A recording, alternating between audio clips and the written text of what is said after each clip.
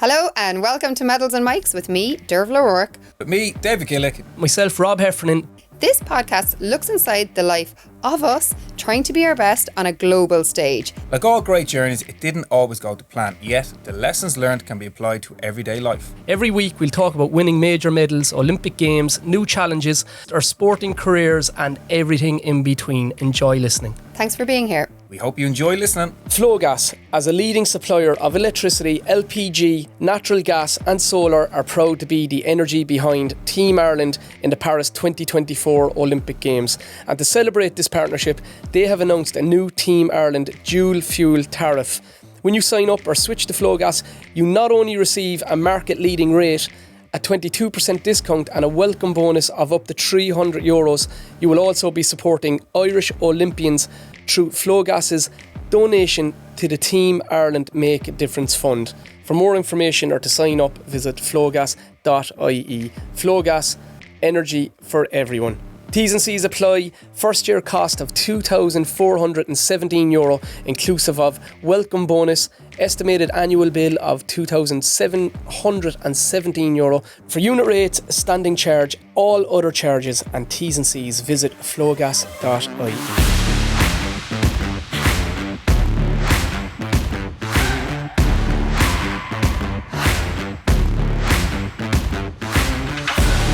Lads, on the show today we have an Irish legend, Olympic medalist from my favourite sport outside athletics. It's Ken Egan. What do we call him? 3 names. Let's clear that up there straight away. It's Kenneth Egan. Always. But I'm calling you Kenny all the time. Is it Kenneth. Awkward now? No, if I start calling you fine. Kenneth, Away, no, whatever it's you a little want. bit I'm awkward. quite easy. I'm very, very laid Because I back. know you like Kenneth. Kenneth is fine. But can I still call you You Kenny? can call me whatever you want, Rob. But it's like how you don't like I Robbie. hate being called Robbie, yeah. And I hate being Robert. called Dervala. Rob or Robert. Derval. Because Dervala is not my name. Yeah. So I was thinking about what this do you want to call morning. me? I'd call you Kenny, like. Well, look, we'll leave it at that. I'm fine. Jeez, let's get on with the podcast. Yeah. Is that? No. yeah. Thanks, Rob, for the intro. Yeah. How you been? Good. Not about thanks for the invite, lads. You were the most popular name when we said amongst the people around us who are kind of into the Olympics, who should we have on? And you're the first name that came out by everyone. Isn't that kind of cool? I find that hard to believe. That's good. Genuinely. All three of us said it, and then we asked another couple of people and they were like, yeah, get Ken Egan on. Because I think you won an Olympic medal, which is pretty special. We were all there when you won it, although we were just saying none of the three of us were actually in the stadium the night you won your medal. It's funny, yeah. Back in Beijing, I remember Dave being in the Irish house. Yeah. After I won the medal, I bumped into you. Okay. Was it not at the, I thought it was at the closing ceremony, was it? No. I remember what I'm talking about from my vision. Meeting at the Irish house, at the medal around my Your neck. vision, you only had one eye by that stage of it. And you come over to me at the medal around my neck and you picked it up off my chest and you were so proud to see it and hold it. I never seen you there in the village or outside the village or anywhere. I don't know where you were. Marion was staying in she was staying in a hostel. Oh, right. Yeah, so when my race finished, I was You were I gone. didn't go. Yeah, I was gone. Derval. I remember being in the village training with the other 4 boxers. The 5 of us on the team were together in the Olympic Village and we're in the middle of a training session and the Irish athletics teams had landed and we were all walking through. I looked up and I could see you leading the pack, you know. This was the golden girl of Beijing. But yeah, this aura, I feel like your shite didn't stink. Real, I'm the one, you know. And I was going, geez, I love a bit of that. You know, the confidence and the you know that This is where it goes weird. that aura, but you know, you had that kind of steelness in your eyes. You were ready to go out there and perform and win medals. And I was saying, Jesus, where's she getting this from? And I remember seeing you walking into the village like that. You know, and I was going, my God. But I'm not a very outgoing kind of a cocky person. I wouldn't say I was brilliant at boxing or anything like that. I just quietly confident in myself that I was going to perform to the best of my ability. And that's what I kept. And I think that was the mantra in our 5-man team. Yeah. We were just going out there to perform. Forget about outcomes, results, judges, referees. Just let's give it 100% in the ring. And I come up with the idea of if I perform the best I can, that person has to beat me. I don't have to beat them. So I was taking the whole ownership of results and all away from me and not having to worry about any of that. Just going out and just executing my game plan. I do a bit of video analysis of my opponent. So I got one fight at a time, one round at a time. Didn't care who I had to beat for a medal. It was just that first opponent. And when I simplified it like that and kept it in those small little terms, it was quite easy. Really, yeah. Looking back at it now, it was one of my, even though it's the Olympic Games and it's massive, it was one of the competitions where I boxed my best boxing in 5 fights in any competition I've ever boxed in. And I think arguably you won the final. Yeah, I look back at it months after the games and I genuinely thought I won it by 2 or 3 points. But look, I cried over that many a time. But look, no point crying over it. I can remember in the village, you mentioned that team of 5. I can remember coming out of the apartment block that we were in and you were all sparring and shadow boxing. But like what really struck me was like you're all happy, you're all enjoying it. There was no tension. There was almost no pressure on you. Culture. And I can remember like I was nervous and I was already thinking about my race and stuff like that. It was the Olympic Games and we spoke about this before in the podcast, like everything that comes with Olympics. But what struck me about you lot, I was like, they're all having a bit of crack, they're all a bit of fun. So when you're looking at Derval going, I want a piece of that, I was looking at the boxers going, that atmosphere, that culture that you had at that time, I was like, I need some of that. But our little group of 5, and then Billy and Zor, if you like, so there was 6 of it, or there was 7 so who was of us the 5? total. There was yourself, myself, Darren Sutherland, Paddy Barnes, Michael John Joe Conlon, Joyce, and John Joe Nevin. That was the 5. 2 John Joes. And Billy and Zor. Right, that was the team. And Gary Keegan obviously was on the outside, not allowed in because we had a team manager. The team manager at the time wasn't very productive, to say the least. So he was like an extra wheel that we didn't need. There was a lot of mess ups in our lead up to the Olympic Games. Small things, but getting the equipment wrong. I got a pair of boots, boxing boots that were size 14. I'm a size 10. We were told we had to wear them in the ring because of the brand that was actually sponsoring the team at the time. 14 flippers in the ring. No, how can I wear size 14, Rob? So I said, I'm not wearing them, and I stuck with the ones I had. Trip in the Chinese cell in the final. I did a little hole in the top of my own boots I wore in the Olympics. No. That is wild. I had to keep them ones. I couldn't wear the 14s. Yeah. The shorts that they gave us were all blue or all red, which are illegal. You have to have a white band around to separate the waistband. So the brand didn't think of any of this, so we had to get new shorts in just in time. Wow. Our team manager didn't. He told us we had to wear the branded gear in the Olympic Village to train because that's what we were sponsored. But we were in the Olympic Village, no media, no cameras, no nothing. Yeah. So we wore our rags that we were training all the time. So there was lots going on there. And Darren Sutherland went to attack our team manager at one stage over the table because he was a nincompoop. So great word. There was all sorts great going description on. because there's so many words you could have used there. That's a real word from Dublin. That is, I think you've been dealing with your kid. You've been dealing with your daughter because that's very well done. It was very, very bad and very childish, the stuff that was going on. But as you said, Dave, we stuck together though, the 5 of us. Billy and Zor were great. Just focus on the job at hand. Let's just get through. The first day they brought us out to a training facility, an hour's drive from the village to train, and an hour back with the traffic and everything else. We said, we're not doing that again. So we stayed in the village and trained in the village. The team manager, no, we can't do that. We have to go to our training camp out and beyond. We said, no, that's the end of that. So he was an absolute hindrance more than anything else and caused havoc. But all that's so interesting to me, right? Because I would have been in Athens 4 years before that when it was Billy Walsh with Andy Lee. Was Zor there in Athens? I don't think so. I think it was just Billy and Andy Lee. Right. And I remember, they were really, really saying to me, I had been on a holding camp with them. Billy had gotten me in the ring, doing a bit of boxing because I was very... He did. Yeah, Rob, I'm actually much tougher than you think. See the head of him. I'm actually thinking about fighting him. The boys were having a laugh off it. He was really good. Thanks, Ken, for just believing in me. Anyway, so they were really sound, right? But I remember in Athens, the difference between Athens and Beijing, you looked like, obviously you'd all that going on that we wouldn't have had a clue about, but you looked like that you had it together, that you were there was such cohesion, like it looked like you had each other's backs. That's what it looked like to me because I would have known Darren Sutherland from DCU. Yeah. So I would have worked there when he was training and he was trying to qualify. So I would have kind of seen a bit of his journey. I knew how hard he had worked. And then all of you guys were together and I was like, they have it together. They're very on it and the results came then. which was interesting because there was so much chaos going on. Whereas if we had had that chaos, I think the athletics team was the opposite in Beijing. I think we were all disjointed.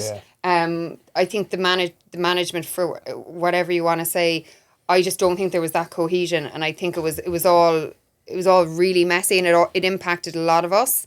But yet you look like no matter what happened with the shorts, the shoes, any equipment, you were going to go and perform, which is quite impressive. I think from Athens 4 years previous, when I didn't qualify, and we only sent the one Andy Lee, I was heartbroken. I was devastated that I didn't get to qualify because I was one of the oldest boxers on the team at the time. And Andy had come in younger than me and qualified, and I was saying that doesn't make sense. I'm more experienced, I should be qualifying. And I was going to walk away from the sport after Athens, and I was going to call it a day. But I believed in the structure we were building. Gary Keegan, Billy Walzor, and the programme was getting traction. It was getting good. We were making good contacts in France, Germany, Russia. That's where we needed to be. And Zor was the middleman that could orchestrate that. So I believed there was something going on, and I committed 4 more years. And it is a big risk, isn't it? Committing 4 years of your life, just not knowing the outcome. And I mean the outcome as in qualifying. Yeah. It's so hard to qualify for Olympic Games. But go back just with Athens then, like, why didn't you qualify? And was that like, did you put the 4 years in prior to that? Did you go, for the Olympics prior to that? How did that all kind of work? So from 2001 to 2004, I was senior champion. I come on to the team in 2001. So I had 3 years run up to the Olympics. But I wasn't good enough. I was senior champion. I was best in Ireland, but that was it. I wasn't good enough to represent Ireland at the Games, and I failed in 3 occasions. We got 3 attempts to qualify, and I failed all 3. And looking back, I didn't deserve to be an Olympian back then because I wasn't good enough. I didn't have the talent. But when you say you didn't qualify, just for the people who don't know the qualification process, what was that? Because sometimes you'll throw that out blasé. It's so hard to qualify for the Olympics in boxing. So what point did you get to? It wasn't just Ireland. It was obviously results in Europe. So you have to be Irish champion first and foremost. So you were Irish champion. Yeah, so of course. That's you great. were good, like. Yeah, but standard here wasn't good enough to be outside exactly, the country. Yeah. So I was the best in the country, right? Yeah. So they select the best in the country to go off and represent Ireland in these qualifiers. So you have to go to a semi-final or a final in some of them. I got beaten in the qualifying fight to qualify in 2 of them. So you were very close, very close. Yeah. But just didn't have the mental capacity. The first one, geez, you put me on the spot here now. It's been a long time. I remember being beaten by a Belarusian in my last qualifier for Athens, and I was devastated because I thought I had the beating of them. And that was it then. Threw the toys out of pram. I'm going to retire here now. What age are you? I was 22. Same age as Jesus, that's young, isn't it? Yeah, 22. Yeah, that's interesting. Yeah, I was saying because. And you thought that was it done? Yeah, and you were a heavyweight. Just fierce young for a heavyweight. Yeah. The neck of you. Heavyweight. You're a heavyweight. No, you're a middleweight now. Half marathon training. He's lost lots of weight, lads. No, light heavyweight. Yeah, it's correct that. But so the 3 years in the build up and not qualifying was heartbreaking, and to see Andy Lee just qualifying was even worse. And I remember going to a training camp with Andy. Did he qualify as a surprise? No, he was good. He was good. Gifted. He was good. He was very good. But he was under the radar, though. He just took his opportunities better than I did. That was it. He just stood up to the plate. I bottled it. I was afraid to take that extra step, and I got a phone call. Was there an element of like as much as you. The self-belief wasn't there. But like you liked and you congratulated him qualifying. Were you jealous? Oh, of course I was. Jesus, yeah. And I remember getting a phone call off Billy Walsh asking me to go to a training camp with Andy to keep him company. 2 weeks before heading out to Athens. Just normal enough for boxing. And I told Billy Walsh, no, I'm not going anywhere near that camp. I'm going off now to enjoy myself. Yeah. But I buckled and I said, you know what, I will go out with you. And we went out to France together, myself and Andy and Billy. And we trained there for 2 weeks. And at the end of the camp, Andy was packing his bag, his Olympic bag with the 5 rings on it. Yeah. And I'm packing my old. Yeah. And I'm heading back to Dublin. He's heading back. And I says, Jesus Christ, this is not for me. Yeah. Sport is devastating. Yeah. It's horrendous. We've all chatted about this. It's horrible. Sport, high performance sport, the top level. It's heartbreaking stuff. And we ask ourselves, why do we do it? Why do we keep going back to the gym floor to go again? Are we half simple or half mad? Or what is it? It's mad though, because I think the brutality of stuff like that, like one of the things we were talking about is like, you come home and you're in the plane and it's the medalists to the front and the losers to the back, and those situations, like you can't, and that, like with him, he's got an Olympic bag and like you're heading back to, like, that's the reality of that world. It's not community games, it's not participation, it's high performance. and you weren't there and you That's weren't good right. enough. So I know. tough. Go Yeah. back to Dublin. You know what I mean? Yeah. And I would have gone on to Athens from there, from that camp. But I was useless, and I came out of Athens, and I did a lot of crying after Athens. So you went home and you were like, forget it. Yeah. After Athens, how did you come back then? Watch the games, watch Sandy boxing the games, and then there was a recall then for everyone to go back into the gym. But I did believe in the structure that was being built. I believed Yeah. in Gary, Billy, Zor. There was something. They were only getting started then. Yeah, the end of 2003 was the start of the high performance. So we're Yeah. only a year in before we kicked off. I did believe in this system, and it was the right way to go. We were making those connections, like I mentioned, to Ukraine and Russia and these type of places. Now, we didn't want to go to Russia, by the way, at the start. Why the hell would you? None of us did. We would have gone to Russia. Horrendous. Yeah, you're going. It's not like going You're to going Tenerife. to a camp for 3 weeks in the middle of winter, and you're going to get beaten every day for 3 weeks. But that's good though, isn't it? But of course it is. What But did you at the learn time you're from- thinking, I'm not able for this. Because We're I not always ready. said that, like, do you know when everyone goes on about the Russians and doping and this, like, I wouldn't have cared if the Russians are doping. I would have still put myself into that team and still going to get up every morning to go training with them, to judge my own stuff. It was going to make you better, though. It's going to make you better.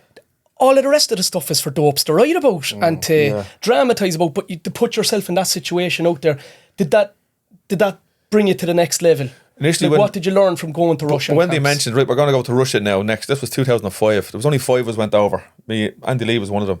And Well, just before you answer that, what was the... So you had enough of the boxing, you didn't qualify, you went with Andy went to the Olympics, you went home. Yeah. Were you done then, or in that time frame before you got the call? I had a few months out Okay. of training, boxing, just took a break. Yeah. I was 22, so I was still quite young and fit and probably did a bit of running, nothing major. But then when they all come back in onto camp then, probably, I don't know, the August was the games, probably October maybe. And what changed with you? I'm going to give another go. What made you make that Well, decision? like I said, I believed in the structure, Gary Keegan, Billy Walsh-Cesar, and the vision that they had for the next 4 years. And I took that risk, saying, okay, I'm going to give it one more go here. I was 22 at the time. I'll give it one more go and see where it takes me. But it is a big risk, not knowing the outcome. 4 years of your life, training twice a day, whatever it is, 6 days a week, right through, and not knowing the outcome. It's a big risk. With very little money.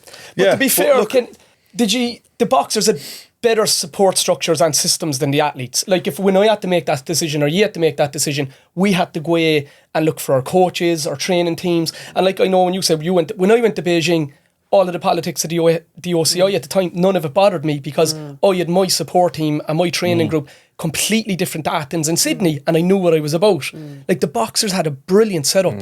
It was very tough, but ye knew you were taken by the You were hand together to a at the degree. point The high weren't you? performance when it was set up, you see, like I remember Gary Keegan come into the gym, didn't know him from Adam, and he drew a line across the floor with his foot. He says, I'm starting a program now called the High Performance. Whoever's interested, step across. And there was 15 of us there training Imagine away. us having that. Yeah. 15 of us, right? But we all stepped across at the end. But that 15 went from 15 to 5 in Really? probably 2.5 months. Because it was spelt out to him what? Because it was so intense. Yeah. So so come in, intense. had us training 7 o'clock in the morning, 11 Yeah. and 4 o'clock. Yeah. Lads yeah. were like happy they to be didn't senior want it. champions. Yeah. But not happy to go on further. Yeah, I didn't yeah. want to be just senior champion. course, That didn't yeah. appeal to me. Yeah. But I it wanted was- to be more than that. It was amazing because I would have seen bits of it from the outside, and I would have popped out to the National Stadium the odd time, and because I would have known Gary and Billy from 04, and I remembered seeing a tiny bit of it and how impactful that culture was. Seeing a tiny, and I could see the impact on all of you. It was amazing. Like just a change of everyone on the line 5 minutes before the session. Did if it take- you're not there, you miss the session. Did it take Proper some... structure, proper culture. But you know this- when everything is done for you, Kenny, right? And it's brilliant because we'd have been very envious of the boxers because on top of the support that you got, like we'd have all getting our grants. But you're given your grant and you go in, you do what you Yeah, want. yeah. Sort out. You go to drive it, Loughborough, yeah. and gone to Poland, you're gone in, you're up in Dublin, going wherever. At least she knew. You're all there Did it take together. a lot of the thinking out of it? Yours was like a very individual kind of a Yeah. program. Very individual. Ours, even though we're in the ring on our own, we were And as a boxing, team. like, which was was great. There's one It was discipline, amazing. so you can probably manage that a little bit Yeah. better, but you still have to create that environment where people buy into it. And that's Yeah. the thing that kind of struck me. And I remember going out to the national arena and stuff, and like, it's not like a beautiful place to go and train. No. But Very that's basic. good. But that's what the we had roughness back of it then, all. like at the very start of high performance, they went out and bought inflatable beds. Gary Keegan, right? That's where you're going to sleep, and we slept on the floor. for the first couple of months. Then we went down to the B&B down the road. Where, in So the it was National rough. Arena? And the National Stadium on the floors. Are you serious? It's true as Jesus. And then they put us upstairs on beds. They made these little bunk beds upstairs. So we were in the camp most of the time. That's the way it was. Rough and ready. And there was a kitchen And lads there. weren't interested in that little kitchen. That's Yeah. right down Major House in the morning. But you need Your that bowl being of a porridge. fighter as well, though, don't Yeah. you? But lads weren't yeah. interested in this animal, Yeah. into this, and after they just faded away. But you know what's You know? brilliant about that, right, is you started at 10 and you get down to 5, but that 5 you got down to that showed up at Beijing Yeah, were yeah. ready. The start of the high performance, like I said, 15 down to 5, and went to Russia, and that was a real make or break when you see how good other countries are. What was Russia like? We were in the Halfpenny place. We went over in the middle of December, Right. winter. It's cold. Oh, snow up to your knees. think, yeah. Would have been up to your chest, I'd say. You won't leave the heavyweight comment going. That was just. He deserves that, right? He would be going in Still your tippy competitive. toes. Sorry. But, the depths of winter, right? But you went to this gym and if the heating on full blast. Training in your underpants in the snow. No. But the canvas is like a gymnastic canvas, real Yeah. soft, right across the floor. Like a basketball court divided into 8 squares. Okay. So you're just put into a ring, into a square, and off you go. And you can't move And who anywhere. was there? The Russians. All the Russian Now, team. there was 150 Russians. But are and they- 5 of us. Yeah. And So- are they out to give the They Irish don't boys care. a good hammering? They don't care you're senior champion. Of course, They yeah. couldn't give a fiddler's who you Because are. they are hardy, aren't But they? they're animals. You like- take away all of the drugs and stuff, they are Like, hardy. Like. In each weight, there was 10 in each weight that you could have sent to the Olympics. Yeah. Really? There was 10 in each weight that would have been as good as each other. That's and mad. we're then mixing around with these lads. After every round, you're mixing with someone else. So Speed when you go dating back for to your bed, boxers. speed dating, you end up with 2 black eyes and a flat nose. So you're in bed that night after a training session. Yeah. And it's cold outside, and you're lying there licking your wounds, crying to yourself, going, "Jeez, I'll do this again tomorrow." Yeah. And were you just like being destroyed Yes, every day? that they were so good. They they were so much light better? years ahead of us. Yeah, Yeah. like we were looking at analysis and stuff about how the Irish boxed and how they boxed, and you look at a simple thing would have been a stat where in our sparring amongst ourselves, every 6 to 7 to 8 seconds something would happen. Whether it be an attack or a feint or something. We looked at the Russians sparring each other every 2 to 3 seconds. It's massive intensity. So the work rate was just crazy Totally compared. different. We were in the halfpenny place. Yeah. So we had to watch them, and we took loads of information from them, and we brought it back with us. But that was a great learning. That was 2005. How did you get to go there? Because usually Zor, they'd keep Zor, Zor. Zor was the man. And we went out there before the Olympics again. We landed in Beijing and left our gear there, our suits and all that stuff, and flew back out to Vladivostok. Oh wow, because it's So quite. we were in the close. village when it was empty. Yeah. The Olympic Village. There was no one there at all. We left our gear there and flew across then. But we were out there with the Russians. There was 100 Russians there and 5 of us. You know, the training was brilliant. The sparring was brilliant. But I remember sparring Artur Beterbiev on the last day. Go away. Yeah. And we had a great 4 rounds, and I looked back over at Zora after the end of the sparring, gave him a wink. But I knew I was ready. could you see you adapting to all of the different stimuluses the more you were out there that you're, you know, and The more you surround yourself with that kind of an experience or environment, the more you feel comfortable. Your confidence must have skyrocketed. Of course, you're in there with the best of the world. did you but feel you're so able to handle raw? yourself Do you know, at the and we've start. spoke about this as well, do you know, the rawness we have as Irish people in all sports, and then you're exposed to something bigger, and if you're really competitive, it's like, oh fuck, this is the way it is. We knew we were in the halfpenny place. Yeah. But when we seen how they operated and their intensity and their work rate and their feints and how they, and I was watching different fighters from different weights and robbing little bits from different boxers. I'll try that, a little bit of that. You know, that's how you learn. You see, you have to big watch time, what's yeah. happening in front of you. Yeah. You And know, what were that group of 5 like? What were you saying to each other about it? Were you kind of going like, we need to up the level here, like, because I think that's important, because I would have been in training groups where if you've one or two people who start kind of getting a bit whingy and start saying this is a bit too hard, and it drags it down. But obviously in that core group of 5, you were all kind of going, we need to keep cracking on. There's no other alternative if you're going to get a beating, though. Yeah. Do you know what I Well, mean? You like- have to be, and you're probably going to look after yourself more, yeah? but us 5 though, you know, when we qualified, we got very, very close because Yeah, it that was that a impression I unique team. always It And was was great. it because you were different weights that you weren't in competition with each other? Of course. Like your groups, do you know, Yeah, like, you could have been who were, Yeah, was there yeah. any girls in your group who you were in direct competition with? Well, like, was yeah, there, 'cause you're- obviously, when you had to you're go back and run always- 100 metres, who was your biggest rival? Yeah, and I suppose maybe that's the thing. Maybe that's the difference in that, like, you always have that part. You have to have a bit of an ego, and you kind of go, if it comes down to it, and I step into your event, I'm gonna beat you. You know, that's what you have to think. So in who was your mind. biggest, who was a friend who became, because that goes on with kids. I see it so with kids there's in no the one clubs. safe really in athletics, is there? There's no one safe. No, you're not. You're always really, looking over your because shoulder. You're always.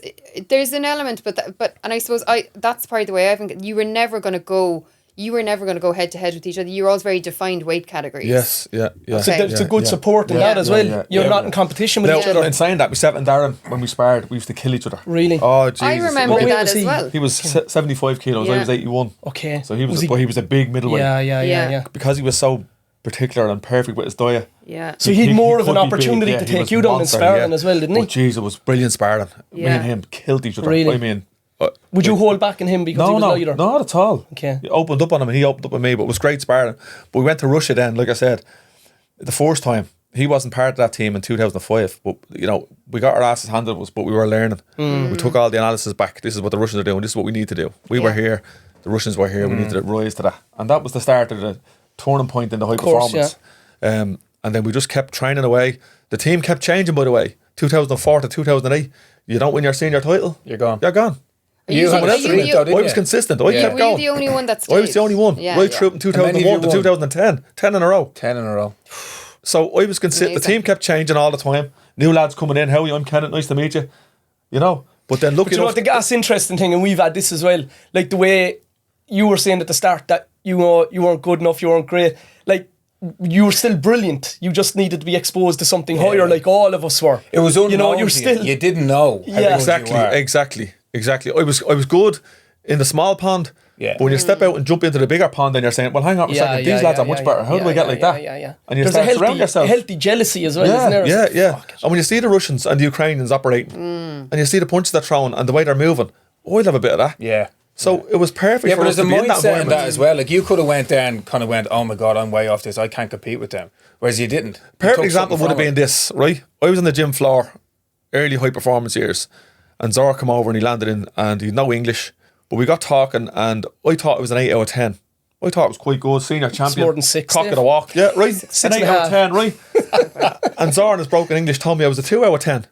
Really? You and Zora get on well, Derv. I've always yeah, liked you can Zora. see you living in the snow in Russia. Now that could have went two ways. I could have said, F you, him. Zora. Yeah. Yeah. I'm not working with you now. So that would have been Yeah, do you know who I a am? crack in the relationship. Or okay, make me an 8 out of 10.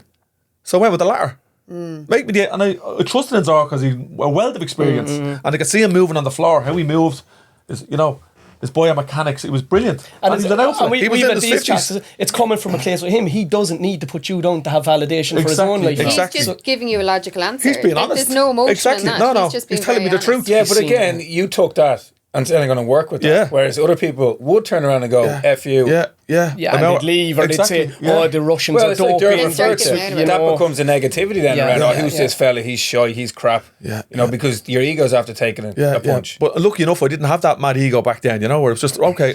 I'm in a 2 out of 10. Make me an 8 out of 10. Then. Let's learn. On camps, and we've all had camps, we're fucking very hard. Like, and obviously I was a walker on a camp, and I can remember one day doing a 40k with the poles, and when you're really tired and you're on edge, and one of the Polish did have everything organised, and he goes, "Robbie, why are you doing 25k today? You must organise with my coach." But the outcome was like going, "Major, shut your mouth or I'm going to hop the rock off your head." But not that you were going to do it, but you're just under so much pressure. They're under pressure. Yeah. Was there any instances in year camps where fellas lost the plot or wanted to get out of there, or did you ever? No, look. Never. Once you get into a camp, you're there. Maybe That's it was it. me, lads.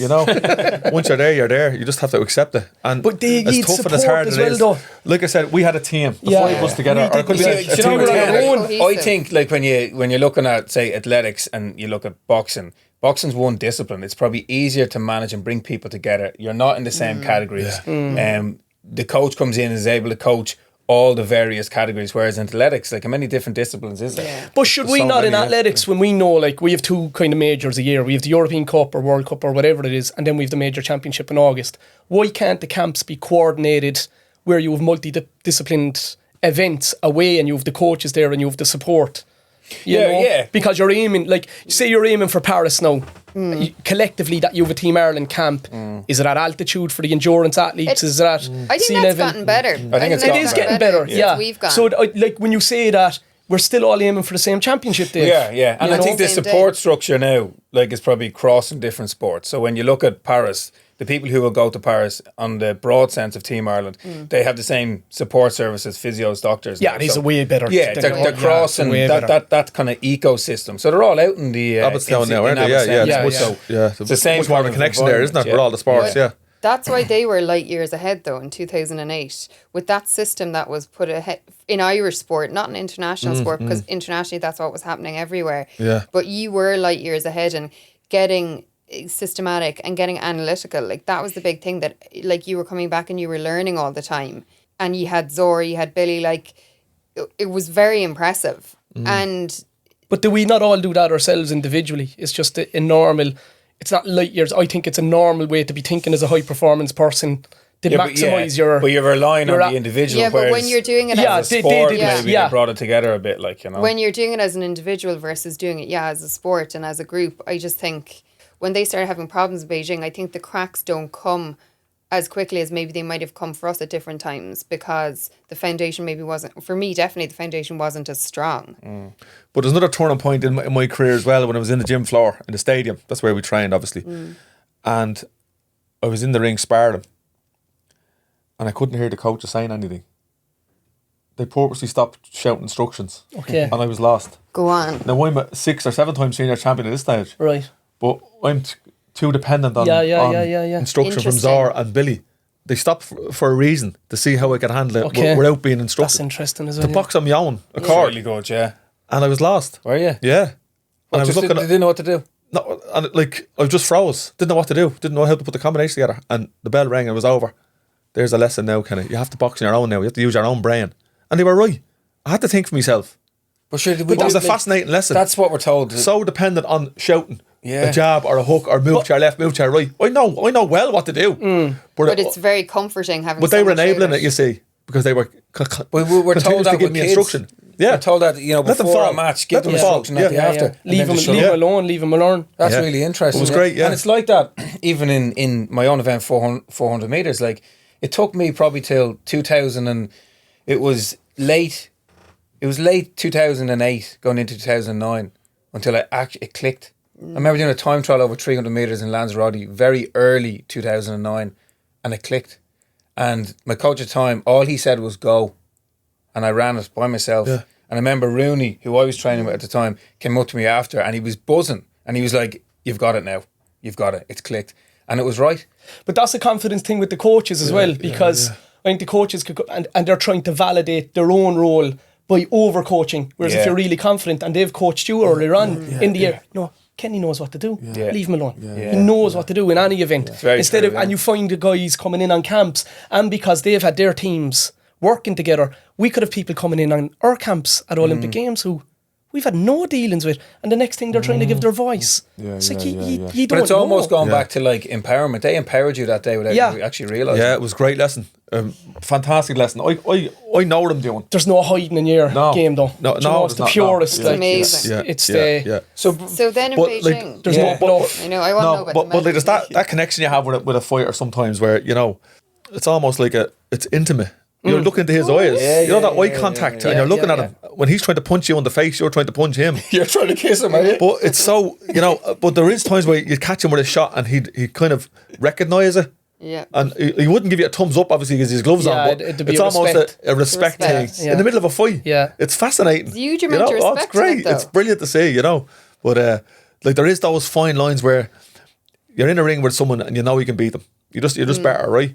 And then there's other times where you're in the ring and it's right till the final bell. On about... And that fight I fought to qualify against the German. That was one of those fights. So go back now. So you're qualifying now for Beijing. For Beijing. Was this your It was in first Athens. It was opportunity? back to Athens for the No way qualifier. to This is my qualify. third of the second games. Your third. So this is Chance. last chance saloon. No way. Yes, way. So just go. So that's interesting. So you had 2 opportunities. You failed. I had 3 for Athens Yeah. and failed all 3. Yeah. Didn't go to the Olympics. Yeah. Then Chicago 2007 World Championships. I First got beaten in the qualifying fight Whoa. to qualify for Beijing. So that was a year out. And what's going through your head? Are you thinking, oh, Yeah. not again? Yeah, exactly. And then the second one then was Pescara. Yeah. I got beaten again. And I remember talking to Marty Morrissey. He was there. And I says, Jesus, here we go again. He says, Kenny, you don't do things the easy way, do you? Yeah. Last chance saloon then was back out to Athens to qualify. on. You had to reach a semi-final to qualify. Okay. And I'd drawn a German in the semi-finals to beat the German. Now, I'd sparred a German a couple of weeks previous in a training camp, a couple of months previous, and it was neck and neck. There was no, I have this fella handy here. Yeah, it was really 50-50 How stuff. competitive are And them that's- spars? They're all out. Are they? Oh, It's yeah. like a the real training fight. camp. Yeah. So you have would you have the measure of a fella? Same time, same rounds. Is that the way to do it? In What a you mean? spar? Like Oh, yeah. Two was, yeah. Now, sometimes you're in with heavyweights or in with middleweights, but I sparred him this day. So it was a great spar, and we walked away, but all of a sudden he's in the draw, and I'm meeting him to qualify for Beijing. Last chance. Last chance One to fight Leon. to qualify. This is it. I have to beat this fella to reach, Okay. So after the first round, I sat on the stool. They were giving the scores back then. You look at the corner, it was 2-2. Or they give you the scores straight away. They did in the qualifiers back then. So you sit back in the corner, and you know. you could see on the screen. It was 2 each. Right, so that's not too bad. I was saying to myself, back out again the second round. Sit back in the stool after the second round. 4-4. I know, yeah. I'm running out of rounds here at this stage. So it's neck and neck. He's not giving away anything. I'm not giving away anything. And in the third round, it's like time stood still. And all these thoughts come into my head. What if I don't win? Did What if he they? beats me? In the Yeah. What if I lose? What am I going to do? What? Wow. How am I going to make money? What kind of job am I going to get? All this crazy stuff. That was like you, Rob. We've all, yeah. And like a red sign, stop sign, come into my head. Stop. You reset. Focus on the next score. Just get the next score. But that's back to your, like, did you have that support with your coaches and... But we got the score. I got the score. Landed a clean shot. Then I landed another one. Then I made a miss and scored again. Sat back in the stool. I was 2 or 3 points up. Oh my God. Wow. Just I hold says- the next shot. I need to just keep a clear head now. And went out to the last round then. And when the final bell rang, I dropped to my knees. I knew I'd beat the German. And that's where I won my Olympic medal. Yeah. That's mad, I isn't just went to Beijing to collect it because the pressure was off. Yeah. I was so relaxed and so relieved. Going to Beijing was great. It was fun. But that's- I enjoyed it, you know. That's 6 times you tried Yeah, to qualify. yeah, 6th. On my 6th attempt. Wow. And that was your last one, let's be honest. Oh, 'cause definitely. If you hadn't qualified, but think about it, like that moment that you had where you were like, stop, Those 2 minutes to Reset. find your life. my life. Yeah. Those 2 minutes. I could have bottled it and failed and got beaten. And God knows where I'd be today. And what just... God knows. What triggered that, like, stop sign? What was the trigger for you to go, right, focus on the next point? Because we'd been working with Gary around just trying to stay in the moment. Okay. Session by session, day by day. So when we got the draws coming up to the competitions, where what I used to do was run to the draw or the table, the board, and say, right, if I beat him, I have him, I'll beat him and I'll qualify. It's that easy, isn't it? Yeah. But all of a sudden I was getting beaten earlier down the road. So I said, I'm not going to look at anything here. Just focus on who you have first. So Yeah. that's what I done in that last qualifier. Got the first 2 fights out of the way. Right, whoever got next to German, right, grand. But I kind of, when it was 2-2, when it was 4-4, and I just went into that a bit of a daze, I brought it back to get the next score. Stay in there, right in the here and now. Get Stay that in next the now, score. the present. But Yeah. that 1 point. Isn't it like, do you know, when you go through all of these disasters that we've all gone through, when you say it's not community games, but them feelings for the kids in community games, Are or the we were same. at the city sports last week, that is their disaster then. Yeah. And like sometimes when I'm listening to you and I'm listening to the lads, should we encourage our kids to keep going? They have to go through so much heartache to Yeah, come out the other end, don't they? Yeah. Like I only think that because I'm a parent now, my mum and Yeah. dad, what they went through. I know. I'm Yeah, watching- I've had Watching that, me fail so many times. Yeah. An absolute. It's You're awful. looking at a failure here. And did they ever talk to you like that? Did they ever say kind of like, you know... I remember my mum used to always say, "It'll happen soon, son. Yeah. Your day will come." What was their influence on You your know. boxing, your parents? My dad, he liked boxing, but he wasn't mad about it. You know, Okay. he loved all sorts of sports. But my eldest brother, he boxed for Neilstown. Yeah. He's the one that got me into it. Yeah. But I remember being in the house in 1992, and my dad was sitting in front of the TV. The sitting room was packed. Mick Carruth had to win the gold medal, and I walked in. What But I age get- were you then? I was 10. Right. I was 2 years boxing at this stage. But the pride in my father's face, looking at the screen, and I was saying, But we all "Jesus, felt that though. Can you remember it? I want to be able to do. I want to be able to do that to my dad. I want to make him feel that way about me." Yeah, it was a magical Interesting. moment. Now, how would it, like, I never knew I was going to continue boxing Yeah. and go Yeah, all the way yeah. up and standing in the same Olympic final ring as Michael Carruth did. Yeah. It's amazing. 16 years or 17 years later. Did you Like, do other sport as well? Or was tried a bit of Gaelic, bit of soccer, bit of basketball. Not great. boxing? Just boxing. I felt. Interesting. Now, and funny enough, I started boxing orthodox. Yeah. So with my left hand forward, I'm right-handed. That's what you're supposed to do. When you walk into a club and you're small, they ask you your left hand or right-handed. If you're right-handed, you stand with that at the back. That's Yeah, yeah. orthodox. Power. If you're left-handed, you stand southpaw. So I'm right-handed. So I started my first 3 or 4 years as an orthodox. Wasn't great, clumsy, falling out my feet. Coordination was terrible. Chin up in the air. Horrendous. Mad, isn't it? No. Olympic medalist. But my coach said, Noel Humson, Lord rest his soul, turn the other way for a minute. We'll see what we're like. So I turned southpaw and I felt an awful lot better on my feet. Right. Bit more comfortable, I could move a little bit more. I wasn't overthinking about my feet and my head. Wow. And that was the start of southpaw. So my lead hand was my power shot, That's mad. which was closer to the target. Very and that used to do all the work. So that worked perfect for me. Turning southpaw at that age That's mad. and changing my whole Game structure. changer for you, Yeah. Who's the best boxer you ever fought? I know what you're thinking. I know, but like I'd say, and we go to him as well. no, he was good, all right, but I'd say Artur Beterbiev was very good. I Yeah. fought him in the European Championships. Just so. Like, were the Eastern Europeans like you see Tyson Fury's fight and Usyk the other week? Yeah. And I was messaging Kenny during it, but like as a pure sports enthusiast for wasn't it a boxing lesson? Like his whole demeanor, his mentality, how he came in under, like just stayed calm, his skill level, and it separated the real boxer from the hype of the sport as well, because your sport has gone off into such a different world now with the Jake Pauls Yeah, I know, and yeah, Mike yeah, Tyson yeah, fighting and all yeah. of that rubbish.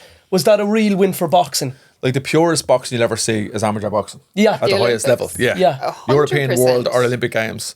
You watch these guys. The skill level, like, And the His Usyk intensity. is talented, isn't he? Of course, yeah. Yeah. I He's was in Olympic training champion, camps with him, like Well, brilliant. World champion, Olympic champion.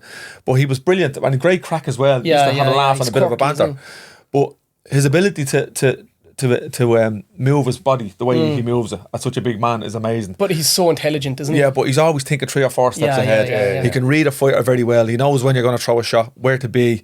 You know, it's phenomenal that he can do it for 12 rounds. But as an amateur, he was brilliant for the over the 3 rounds or 4 rounds. But there's that high intensity, and any amateur, top class amateur, would beat any pro over 4 rounds. Yeah. Right. Wow. Full stop. Because the intensity is so high. yeah. Pro game is over 12. It's slower. You're taking your time. You're picking your shots. You're winning the rounds. Yeah. Whereas amateur, you're in and you're out. more skill. It's so intense. So it's a different sport altogether. It's Different like sport. a sprinter and endurance Yeah, almost. yeah, You yeah. know, it's like a 100-meter runner versus an 800. You know, like there's no room. There's no room for any kind of mistake because it's just you're gone. It's too short, You know, yeah. and it's I always used to think that God, these are so quick and it's so intense. Like when I watch the boxing and go, like there is very little room for error there. Like they spoke about 80% of boxers that won the first round would go on and win the fight. Yeah.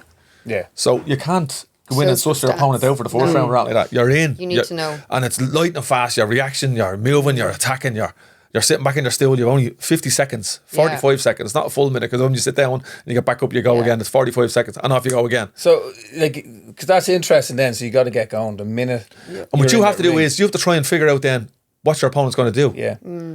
But you're feinting and you're moving. You want to draw something out of your opponent Yeah. that'll allow you capitalise on that. That's all happening in the 2 did minutes. you then, like, you know, in preparation for a fight, did you have a process, a routine, say pre-fight that you'd go through? Now, see the 5 team that you're talking about there, the 5 of us were very different, right? With Darren, very serious, didn't want anything to talk to him, in the zone, focus, no one would go near him in the dressing Paddy. room, leave him alone. Paddy was a headbanger, Neville was grand, and John Joe Joyce was grand. I was grand as well, where I was more relaxed. Would they say you were grand now? Yeah, but only when I'm wrapping my hands, I'd get into me little zone. 10 minutes before a warm up, wrap my hands, and I don't go mad at OTT on warm ups, right? Nice and loose. I visualise my opponent, what I'm going to do for the first 20 seconds, where I'm going to stand, distance, what punch I'm going to throw. If he throws something, what way I'm going to move. That's all I have to worry about. That's what I focused on. Just that first initial attack, and then Then let it flow. it just happens naturally. Then after it's that, amazing, you know, yeah. it's just natural. There's a lot of it muscle memory. Yeah, thing, exactly. It's just natural. You get a feel for your opponent. When he does something, you're going to react to that. Yeah. That's all it is. You know, it's reaction. And in Beijing, when you started fighting for medals, so am I right in thinking once you're past your first fight, are you in a medal position? No. Okay, so how many fights Three did you have fights. to fight? So Three three fights. I remember the whole team went out to the opening ceremony. Yeah. I couldn't go because I was forced in the Yeah. next day. So I had to make weight the next day and weigh in and fight. You What weigh in weight every day, was you that? fight. 81 kilos. 81 kilos. And what would you have sat at normally? About 83, 84. So was it a struggle? No, down over there it come off quite easy. Okay. Go to bed, you weigh in the next morning and you fight that evening. So the first fight I started out, I had the ball rolling. I boxed a guy from Virgin Islands, Julius Jackson. And I beat him in Chicago, the fight where I failed to qualify a year previous. I beat him quite easily. So I knew this is a good start for me. I'd get the ball rolling here. Yeah. Now, he was a big puncher, so I'd have to avoid getting knocked out. Once I avoid getting knocked out, I'm all right. I'm not a big puncher, by the way, Rob. Really? No, but very accurate. Not a big Okay. puncher. I wouldn't knock people out. Just very accurate. So basically, when you're saying that, am I right in thinking the force at which you'll punch with isn't as high, but the accuracy at which you can land punches to get points is really good? Exactly. Yeah. Exactly. And my ability to make people miss. Yeah. So when they miss, I counter. Yeah. Yeah. Yeah. So, and how do you make them miss? By your feinting. You're drawing out their attack. Yeah, you make them yeah. feel uneasy. Yeah. They panic. They throw a shot. You make them miss and you counter. Yeah. That was my game. Yeah. I was Yeah. always on the back foot in my fights, calling them in. Come on, let's have it. You know. A lot of I thinking. wouldn't be going forward. I wouldn't know how to go forward. I'd fall over my feet. Whereas I'm a counter puncher. I go backwards all the time. If you're wearing size Backwards 14, That was just the one fight. So, so we had the first fight, got it out of the way. Second fight, I bought. Now this was me boogie man was a Turkish boxer, Okay. and I had never fought before. He was good. He was big, rangy. I said, right, this is going to be a banana skin here. But again, I got through him, and then I boxed Silva Washington from Brazil. Now, I'd sparred him in Philippines a couple of months previous. See, this was great with the high performance and the fun that we had, as you mentioned, going to these different training camps to mix It's with all these intel. lads. It's Yeah. intel, exactly. Yeah, it's So all I sparred him a year previous, and in my little memory bank, You remember, like, I was you okay have with him him. in your I head. have this fella. Yeah. This is for a medal. This is for a brilliant. bronze medal. Yeah. So I went out and beat him 8-0 or something, wherever it was. Quite easy. But if you didn't get to go on them camps, wouldn't it be like Yeah. he's the big bad man from Brazil? He's Exactly, different, and exactly. You're after You're normalising in him. awe. The monster, you Yeah, don't he's not- know is the one that's yeah, going to scare yeah, you. yeah, yeah, So when yeah, you yeah, see yeah. the monster and you're standing beside him, Yeah. he's not scary anymore. do you want a medal? So I had me bronze then. So you knew you. So So, that was you great. beat him, and you know you have the bronze. Yeah. So where was your head at then? Delighted with myself. Okay. But then Delighted. I said to Billy Walsh, right, who's next? So like I said, I wasn't looking down the draw. Didn't want to know who was who. He says Tony Jeffries from England. Yeah. Right? Now I beat Tony 3 months previous in a competition in Europe somewhere. It stopped with a cut eye actually. He got a cut and it was stopped. But I was getting the better of him. Yeah. And then rumour that morning was, now I don't know whether it was true or not, that the English coach approached Billy Walsh. Now me and Darren got the semi-finals here, Darren Sutherland, offering 1 for 1. Really? Yeah. How do you mean? As in, So- lose one, win one. No. Yes. Are you That was serious? the rumour. And Billy said, no, we're going to take the risk here. Love it. That's unreal, isn't it? And would that stuff be No, that's the first time ever. No, Right. that would never happen. Yeah. But So the how English did- so you didn't feel heard the- confident in his 2 fighters. So you're hearing this. Because I'll tell you who the whisper. other semi-final was. Darren Sutherland and James DeGale. Yeah. Yeah. So that was a tough fight. Yeah. Because Darren had beaten James 3 times previous. So I don't know what way he was going to try and swing it. Let Yeah. James DeGale win, and then I take his dive. Wasn't going to happen anyway. Yeah, but look, yeah. Billy says, no, we're going to take our risk. And off we went. Now, there was another rumour going around that Tony Jeffries was going to pull out. This, that, and the other. There was all sorts going around. But I knew I had to beat the Tony Jeffries. And he said it in a podcast himself recently. He's doing great now himself. Massive online presence, boxing forums and stuff. But he said, with Kenneth, I just couldn't beat him. He was just better than me. Now, it looks nice for him to say that. Yeah, Yeah, yeah, well, yeah. But just True. sometimes you just, you're on a track or you're in a ring Yeah, with someone yeah, that yeah. you're better than. You just And know. you know. it. You Yeah. know. Yeah. And I beat him as well, easy enough. And then that was it. Then I had at least a silver. Yeah. You know, and that's great. I'm going to bed that night. I remember Darren sticking his head in the door. He got beaten by James DeGale then that day, so he had to settle for bronze. And best of luck tomorrow morning, he says. I was going for the weigh-in. I went to the weigh-in. You had to get in a bus to go to the weigh-in. And I met my opponent Zhang then in the weigh-in. And he was taller than I thought. But I gave him a wink and he winked at me with a smile. The boat was going So to funny. fight. You know, nice, Yeah. nice to fight an Olympic final. But going out, Were you worried about fighting a Chinese man? never in China? dawned on me. Didn't dawn because on I you? genuinely thought It I'd dawned beaten on him. me at the time. I genuinely thought I'd beaten him Yeah. because there was 2 You were that- options. you were in the there was zone. him or the Kazakh. Now I get out of the ring after beating Jeffries, coming down to talk to Marty Morrissey, and I was finished and I just looked over my shoulder to see how the fight was going, the other semi-final.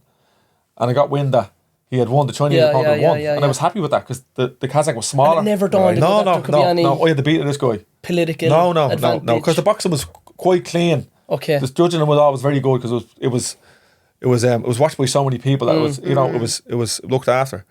But going out to the fight then, myself and Billy got onto the bus, about to take off, and someone from the institute ran out after us. I don't know who it was.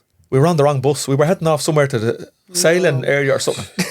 6 hours Out down the Annalise road. Murphy. Yeah. No, she wasn't there yet. So, these little things, I could have missed me fight. Yeah, 100%. So get off the bus and go on the right bus. I ended up back at the Workman's Arena.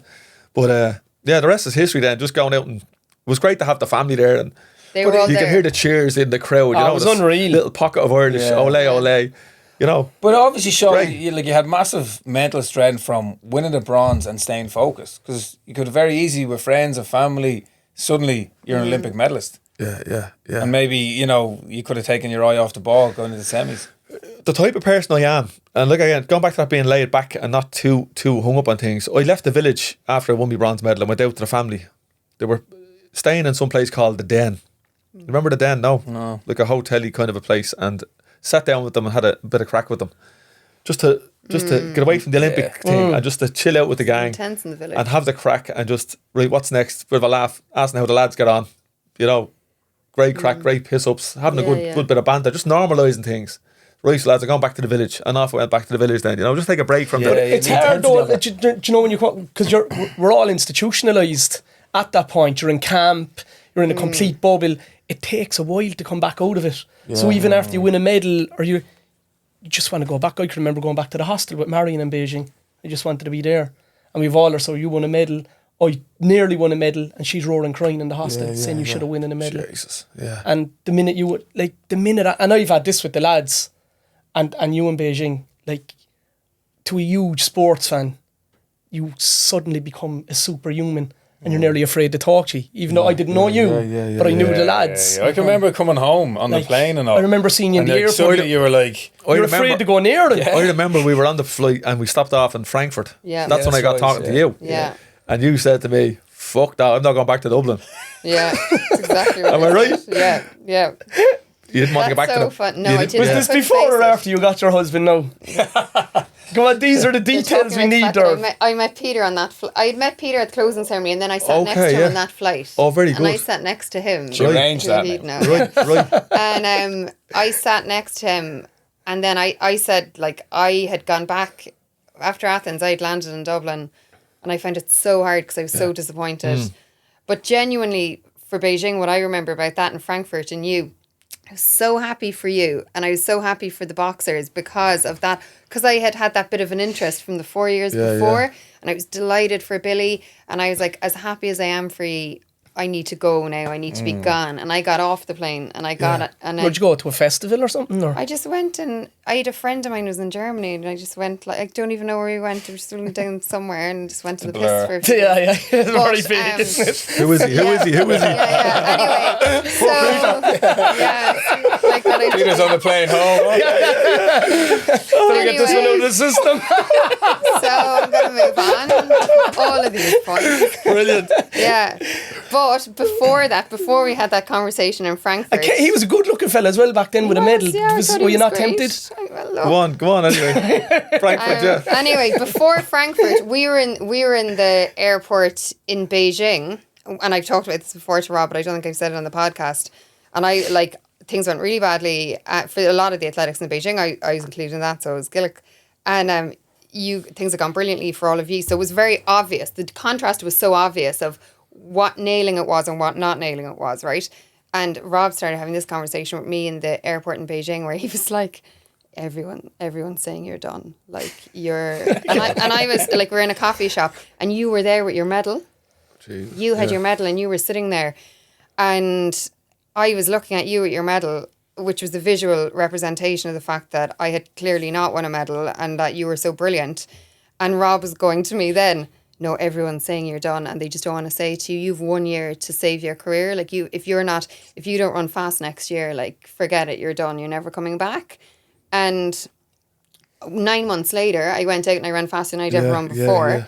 And I have to say, as much as we take the piss, you were one of the happiest people for me that 9 months later when I went out and ran a national record and did really well at Worlds. You were unbelievably happy. I think we just all understand the pressure and the expectation of that, because I just missed the medal in Beijing. Yeah. And I know, so it's never coming from a bad place. No, it was a good And I place. think with any sport, like when you see it up there, you know what goes. Like, I can relate. But with do you know every- how good she was, though? Oh, You yeah. knew there was talent there, but that you just needed to 100%. prove it to ourselves. I can remember in Athens chatting to Derval. Like, I'd be slagging Derval, like, and going, like, we've come from similar areas, but we'd have a very different kind of following. Like, she's very posh, but still very similar attributes. Do you know what I mean? Like her drive and her determination. yeah. And it doesn't matter if you're from Clondalkin or Toker or Douglas or the attributes to be the best in any sport are so similar. And I think that's gas. Yeah, but also you were comfortable. It goes back to Zor telling you you're a 2 out of 10. You know what I mean? You knew. But we all kind of think that. But when you actually look back, that's why you kind of pulled him earlier. He was still very good. He was No, still but I know very- that. But the Do you know the same conversation, as saying that to I know. Derv, you know that, like, you know, it's coming from a good place. Yeah. And the fact that you'd won World Indoors by then. I'd won World Indoors. You know I'd won what I your mean? medal. You're not Like, like- Yeah. and No slouch. but it was definitely what the boxers did there in Beijing. I found it hugely impactful on me. definitely, Like genuinely, like I was looking at you going, you worked so hard, and I knew how hard There it was was. to even probably a bit of qualify. jealousy that Big we time. didn't have that though. definitely. And not jealousy on the boxers kind of going, why don't we do have we this? feel, why are we like second class citizens Well, off the coming back- to, even though my setup was brilliant now, like I created a really good setup and I was just off and missed an Olymp, so I had none because I had all of that before, you know, like I had that, and we went to Athens and like you just weren't important, and unless we created it ourselves, you were just cast aside. But they had a brilliant But setup. I think that's like like going back to when I saw you guys sparring and shadowboxing in the village. Yeah. Like that was a massive game changer for me because I came back after Beijing and, you know, bit of a debrief. That was the vision I had. I was like, I want to be like the boxers. I want to be that comfortable, that confident, that relaxed, having a bit of fun. And that was something I brought into 2009. But in 2007, we'd only qualified 1 or 2 at the time, and outside the high performance wanted to actually axe the whole thing because it wasn't working. Yeah. So there was people thinking that this is takes a waste of time. time, But this it is a waste of actually money. was Let's working. close it down. Let's wrap it up. But we stuck together as a little team. And that's the problem. Let's keep going. Let's keep going. You know. But that's the problem with both sides. Like, we can paper over so many cracks with medals. If somebody wins a medal, it makes all systems look great, and it necessarily mightn't be the case. We could get guys to the semi-final in the Olympics in Paris, and it could be a good... But I think they believed in the system. Gary was the head honcho at the time. Yeah. We had a good structure. We were doing the right things. Was We were- Billy Walsh brilliant, Yeah, Kenny? great people person. Yeah, I love Great Billy. He people. was so... Yeah, yeah. Yeah, Zorba- but in a Really prof- like, kind. I know him kind of personally. Yeah. You know, the great a guy. great man, But is a he- great man, but Yeah, a yeah. great, like I said, the 5 different personalities. He knew which one to, you know, what way to talk to people in the dressing room and in Is camp. Zor's mind, technically, is it? Yeah, he's very, very Is he sharp. very good? Very, very As clever. good as anybody in Russia. Yeah, and- yeah. Like that's where he's from. Like, Yeah, you know, we yeah. learned from the best. So when you came back then, Beijing, landed in Dublin Airport, because we've spoken about like getting off the back of the plane. You got off the front. The front, what was must that have been like? nice, was it? We don't know. funny enough, I got off first, Yeah. but I wasn't in first class going home. You were. Well, I was going to ask There you. you are Did now. you get a I first was- class seat? No, I was in the middle of the plane. right. You were all down the back, but I was in the Lucky middle, you. and all the other boys up the front. I sat next to Darren Sutherland, actually, on the way back. Yeah. Yeah. So they hoofed us out first. Yeah. We came down the steps and there Were was we all expecting carnage. and- all the madness? No, it wasn't, not at all. I didn't think it was going to be that big. I went through How mad that was it? airport many a time with, Yeah. Nobody there. with European bronze medals and stuff like that. You know, there's a Your one mum and reporter with a dad were little notepad. How are you keeping kind of back of the star? Then you have a little caption in the back of the star. Kenneth Egan won a European bronze. That's the end of it. Yeah. You cut it out, right? Stick that with the rest of them. But you Yeah, know, was it But it was bananas? just the club, the amount of kids and all. It was just crazy. Yeah. That- because we were away from that in Beijing. so long, We yeah. didn't have social media as much back then. No, Twitter was there only was starting. none of it. There was none of it. So you're in that Nah. bubble. I rang my mum every day. She was the only one that didn't travel out with my family. She was at home looking after the house, and the house was just carnage. The journalists turning up, Yeah. I remember setting seeing up camp pictures of in my that. mum's house. You know, Yeah. she was there on her own. My dad and all was over there with the brothers. You know, so But that's hard in a You're, way lambs as well. you're a lamb to the slaughter as well. yeah, Like, indeed, you yeah. know, Like, it's it's tough. all new to me, It's mum. all She's new. not It's used to new. all this stuff. You know, Unless it's not crazy. managed Yeah, and- yeah. So you So probably had no like agents and next there to was the nothing phones there. ringing Nothing. and There was do nothing. this, do And the that. shop sending down all the food and the cocktail sashes and everyone turning up for a bit of grub and watching a bit of boxing. It was great. You know, my mum still has never watched me box. She went out the back garden when I was on. Yeah. Listen to the results. Did he win or not? That's gas. Never watched me. My But, mum never watched me jump over the first hurdle in any race in any major championship. God. 'cause That's she thought- mammy's though, isn't it? She thought if I was going to fall, that'd be the one I'd fall at. Yeah. I only ever fell on the 10th. But, yeah. And how did you deal with it then? Like you know, because it's. I think we spoke about before. Like, you know, off the back of it, it's the negativity that sometimes you try and kind of, you know, when things don't go well, you pick yourself up. But like Prepare for success. We is a weren't bit prepared different. for that, you see. No, that's what I mean. Yeah. You know, if we had all went over there, the five went over and got beaten early in the competition, maybe it could have been an easier transition coming home. Yeah. But the transition, the Yeah, transition of that success was hard. Success for is that group. hard. We're only a small country, Yeah. and we're out Yeah. there and we're punching above our weight. No, I you know, remember the seeing it highest level. everywhere because like It's crazy. Yeah, I remember, I think it was all these Piss brands. I cooker. think you were a face in Nivea. Yeah, at one it was time, all sorts, moisturising yeah, yourself. mace and everything, Salon. You all have a sorts. beautiful face at that time, you know. I've aged I think well. that was- There's that no was- Back to way. Frankfurt, guys. I can tell you've been using that Nivea. Yeah, You yeah. look beautiful. I've a brother living in Germany, actually. Yeah, I He's wasn't. He's I there did not 20 meet years. him. Yeah. No, he's a Mannheim. But yeah, it was crazy when we come back. It was just carnage. I remember even looking at Darren. He was saying, "Oh my God, this is silly." But You know? looking back in your whole career, what's outside the medal? What's the high point? I'd say my first senior title. Right. Yeah, I was an underdog. Stop it. That's Yeah. your high point. Yeah, winning that first senior title for Neilstown Boxing Club. You know, Yeah. we hadn't won one. We were in Wow. existence 40 years. It's unreal. And I went out and I won the title. And you know, when I was 8-time senior champion, it still didn't mean anything because I wanted to be the Yeah, Olympian. yeah, you know? yeah. But now being the Olympian and the medalist, those 10 in a row has never been matched or Yeah. equaled in Dom- any sport in Yeah, this yeah, country. yeah. Yeah. That's a nice little record to have. You know? It's an incredible record, that 10 in a row. Like, Yeah. So, how long is it? Did you retire quickly? Okay, you retired at some point, right? I can't remember the details. And then, how many years since you last fought? When was your last fight? 2 weeks ago, Yeah. he fought 15 fellas in a row. No, that was out in the car park. Kenneth is a gent. That was not No, he happening. did a charity Come chill event. with me. No, I did. Yeah, How yeah. many? You Right. did not do a charity 20 fight. rounds. 20 rounds, 20 different Stop men. it. It was 21-minute rounds. It wasn't too bad. But Okay, outside of a charity event. When was the last time you did a 2013 So was my last 11 competitive fight. years. Yeah, in the National Stadium against Joe Ward when I Yeah. got beaten. Yeah, I remember. And that's when I wrapped it up in the ring. So what was that? 2008-13, yeah. 11 years. 11, so yeah. what are your thoughts looking back on it since? No, Looking back look- on the whole thing. Do you think it was just a mad ride and you loved it all? I just look back now, it went so fast. Yeah. It's frightening. And you know, you see young kids now and young athletes. Yeah. And you try and tell them to enjoy what you're doing. Yeah. Because Take it's it over. in. It's over. And I remember being in the stadium watching Bernard Dunn win a senior title. Yeah. And me being a junior. Yeah. And him starting his career. And me not even getting the senior level yet going, my God, this is brilliant. And then all of a sudden I'm going back to the stadium having retired looking at lads winning senior Yeah. titles. And it's just like that. Boom. It's frightening. What's your favourite Olympic memory? My favourite Olympic memory. Can be anything. God. Olympic related would have been qualifying. Just beating that German and just dropping to my knees and going, relief. thanks be to Jays for that. Yeah. Because it was so hard. That was my 6th attempt. Yeah, it's Like, amazing. imagine That, yeah. not- I know. And You what know? about like the people that you've met? Like anyone who's really had an impact. You can probably guess who, but like has really Like, had a positive isn't life impact. all about relationships, you know? Yeah. And And I've people. learned that in my other work, you know, it's people have profound effects on you. And Yeah. the likes of Gary Keegan walking in that day, Yeah. changing Irish sport, Irish boxing, bringing in the personalities that he brought in, Billy and Zor working together, but learning off Zor and living with him and spending time with him and watching how he wants things done. How you can change an individual if you spend time with them. Yeah, It's amazing. fascinating, you know, and opening up that world of possibility. Because like I said, being the 8 out of 10, back to a 2 out of 10, going to Russia, getting our asses handed to us in 2005, but then wanting to go back to Russia in 2008, ready. me back. That's savage, And you know. your work now that you do you think that relates back to, like, as you referenced there, like the fact that someone can have that positive change and change a person? Like, I work out in Oberstown as well now with the young offenders, and you see them coming in, and they didn't have the opportunities we have, right? Now, what's that down to? Their environment, the parenting, lots of different things.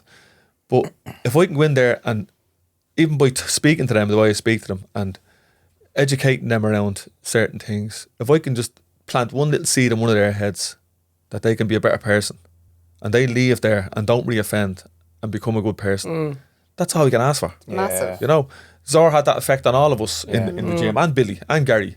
They didn't have to take the jobs they took, but they did, and they enjoyed working with us. And Zor's still at the helm there. You see, they're Yeah, 10 absolutely. qualified this 10, time round. yeah. It's amazing. It's fascinating.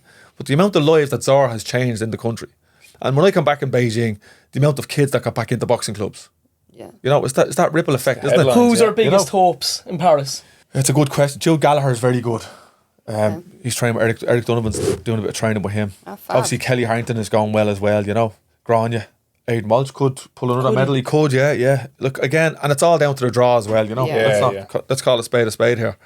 If you get a good draw, but you have to react to that draw and perform. There's no point getting a good draw and then you're bottling, you know, so... Are you going to be in Paris with RT, or are you back in the I'll studio? be back in the studio, I'd say, yeah. Better crack there, isn't it, lads? Yeah. We'll be back in the studio. You're in the studio. I'll be over there doing all the work then. Good stuff. Let him do the He'll work. doing the work. And we'll sit down and relax and get I'm going to be the living with Sonia and Derv. For the Going to come couple of over weeks. for a sleepover. And Lovely, yeah. Have the chats. Yeah. Yeah. Come here, that was great. amazing. We could talk to you all day. Yeah. Thanks for bringing us back. Appreciate it. We're excited now for Paris.